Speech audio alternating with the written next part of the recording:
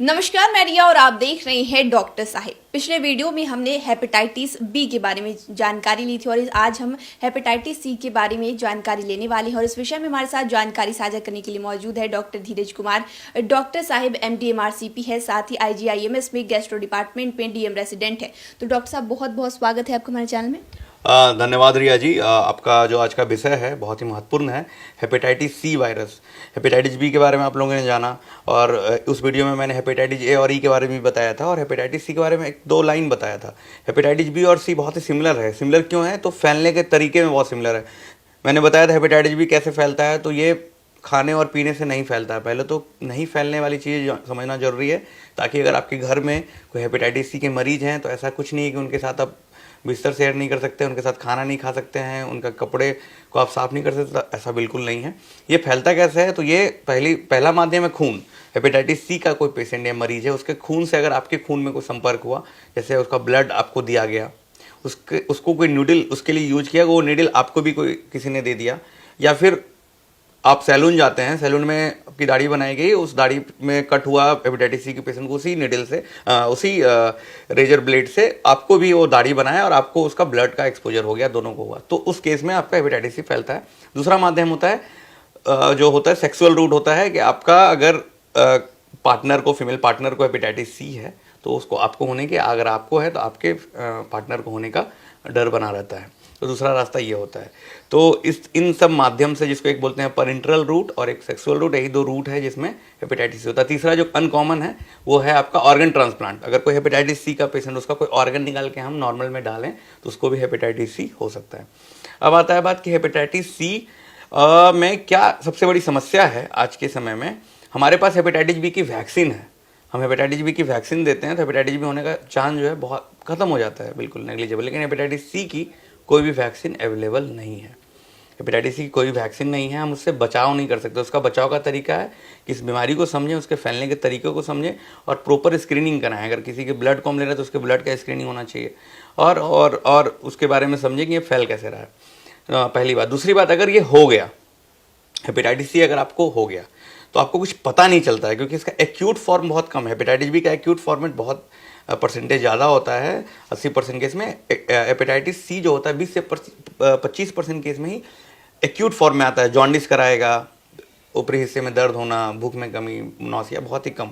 Generally क्या होता है, ये आपके अंदर चला जाता है और आराम से बैठा रहता है और आपके सीधे तब पता चलेगा जब आपका लीवर ख़राब हो गया, आपके लीवर में कैंसर हो गया, या फिर आपको दूसरी समस्या जो लीवर के बाहर की भी समस्या वो शुरू करा सकता है, वो सब हुआ तो एक अजीब सा कुछ फिर आपके दिमाग में बात आएगी कि तो तब तो हम सबको हेपेटाइटिस सी की जांच करानी चाहिए।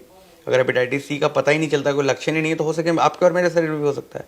तो मैं कहूँगा ऐसे लोग जो कि प्रोन है, जैसे डॉक्टर्स वो प्रोन हैं, वो पेशेंट के टच में रहते हैं, नर्सिंग स्टाफ, सेक्सुअल वर्कर, तो ये सारे लोग जो हैं, जो ज़्यादा जिनको एक्सपोजर का डर है, उनको ज़रूर ये जाँच करानी चाहिए। या फिर आपके घर में किसी को लीवर की बीमारी हो, चाहे लीवर का कैंसर हो रखा है, और घर में अगर किसी और को हेपेटाइटिस सी आपके जनरेशन में, जैसे मदर, फादर, बहन या किसी को भी, भाई को, तो आपको तब भी जांच करानी चाहिए। तो आप लोग एट रिस्क, आपका हाई रिस्क एरिया में आप आ रहे हैं तो जांच करानी चाहिए। और अगर आपका LFT डिरेंज है, हेपेटाइटिस HGPT HGOT जो मैंने बताया था वो बढ़ा हुआ आ रहा है, बार बार आप जांच करा रहे हैं, तो कहीं ना कहीं से कोई हेपेटाइटिस हो रखी है, आपको लग रहा है, डॉक्टर देख रहा है कि आपको हेपेटाइटिस हो रखी है, तो हेपेटाइटिस सी की भी जांच होनी चाहिए, कहीं हेपेटाइटिस सी के कारण तो नहीं HGPT HGOT बढ़ा हुआ आ रहा है।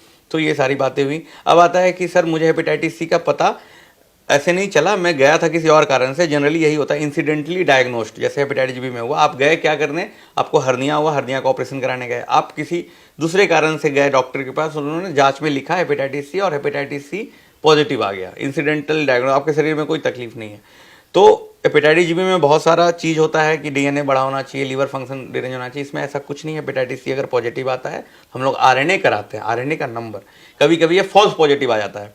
बहुत बार क्या होता है, हेपेटाइटिस सी पॉजिटिव आ गया किट में, और वो जब आप RNA कराते तो 0 आ जाता है, RNA there is no RNA। तो RNA अगर नहीं है, सिर्फ हेपेटाइटिस सी पॉजिटिव है, तो डरने की कोई बात नहीं है, वो फॉल्स पॉजिटिव है, उसमें कुछ नहीं करना। लेकिन RNA अगर आ गया, 1 नंबर भी आ गया, 2 भी आ गया, कुछ भी संख्या RNA की हो, मतलब आपके अंदर हेपेटाइटिस सी है और उसका इलाज होना चाहिए।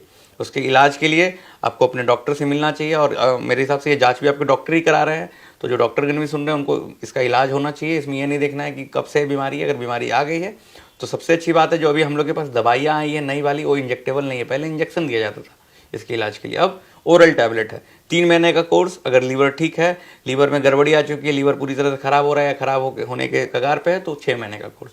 और अच्छी बात यह इसमें है कि 3 महीने का कोर्स या 6 महीने का कोर्स के बाद ये बीमारी ठीक होती है, पूरी तरह से ठीक हो सकती है। अगर लीवर नहीं खराब हुआ है तो ये पूरी तरह से ठीक हो। लीवर अगर खराब हो चुका है पूरी तरह से, तो फिर तो लीवर ट्रांसप्लांट, सिरोसिस, जो मैंने पहले अपने वीडियो में बता रखा है सिरोसिस क्या होता है, उसका इलाज अलग होता है। लेकिन हेपेटाइटिस सी का इलाज है, ये पूरी तरह से ठीक किया जा सकता है वो दवाई देकर। तो जैसा कि आपने बताया कि है पूरी तरह से इलाज ठीक हो सकता है, कब इसमें जो डेथ की संभावनाएं होती है कब बढ़ जाती है? हाँ, बहुत अच्छा प्रश्न किया है रिया जी आपने। हेपेटाइटिस सी में डेथ की संभावना कब बढ़ जाती है? तो मैंने बताया कि अगर ये इंसिडेंटली डायग्नोस्ड है, आपका मरीज जो है किसी और कारण से गया, तो उसका लीवर बिल्कुल ठीक था, उसको कोई तकलीफ नहीं है, एलएफटी में जीपीटी एजीओटी नॉर्मल था, लेकिन वो हेपेटाइटिस सी की डायग्नोसिस बन गई, दवाई दिया, ठीक कर दिया, तो बहुत अच्छा है, वो लकी है।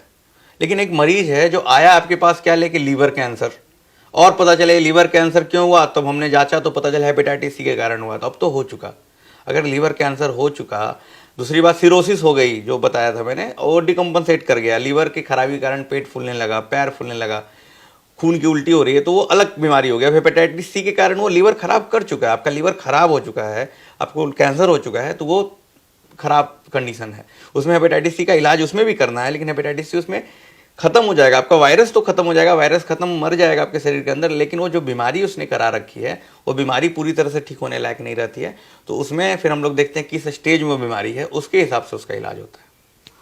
तो शुक्रिया डॉक्टर साहब, जो आपने हेपेटाइटिस सी के बारे में जानकारी दी है उसके लिए बहुत बहुत शुक्रिया।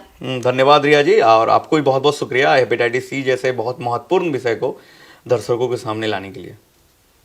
तो आप डॉक्टर धीरज कुमार को सुन रहे थे, जिन्होंने हमारे साथ हेपेटाइटिस सी के बारे में जानकारी साझा की है। इस विषय में आप क्या सोचते हैं हमें कमेंट कर जरूर बताएं। चैनल को सब्सक्राइब करें, फेसबुक पेज को लाइक करें, साथ ही डॉक्टर साहब से आपकी क्या सवाल है हमें कमेंट करिए या मेल के माध्यम से भेज सकते हैं। वीडियो देखने के लिए आपका शुक्रिया।